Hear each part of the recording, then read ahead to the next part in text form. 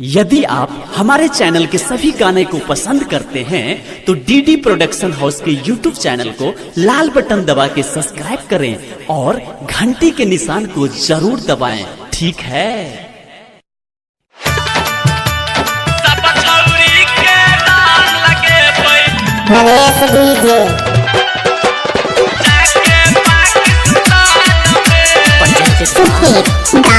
Naresh DJ नहीं होली मने हम सब हिंदुस्तान में। डीजे नरेश नहीं होली मने हम सब हिंदुस्तान में। आप सुन रहे हैं नरेश कुमार को।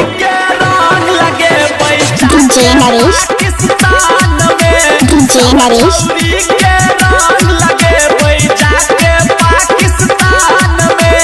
सब छौरी के रंग लगे जाके पाकिस्तान में। डीजे नरेश सफेद गाँव आप सुन रहे हैं नरेश कुमार को। सुन रे सारे पाकिस्तानी रे तोरा बहिन सकल मनमानी। डीजे नरेश सब रंग घरबै आई बेर अफगानिस्तान में। नरेश डीजे रंग घरबै आई बेर अफगानिस्तान में। डीजे नरेश के रंग लगे जाके पाकिस्तान में। नरेश डीजे के रंग लगे जाके पाकिस्तान में।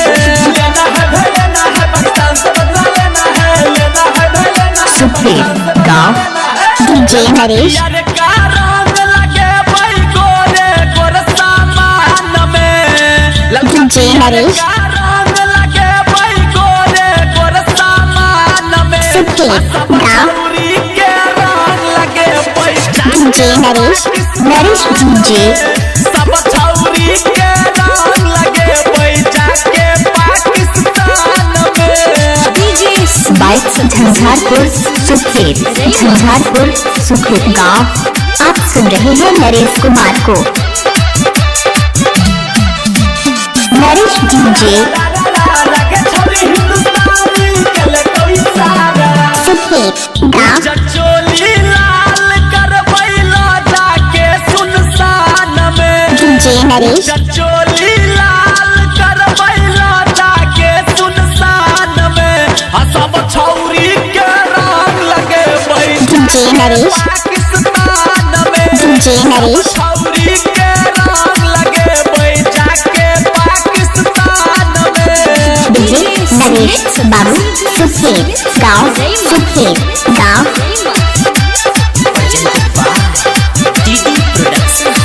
आप सुन रहे हैं नरेश कुमार को।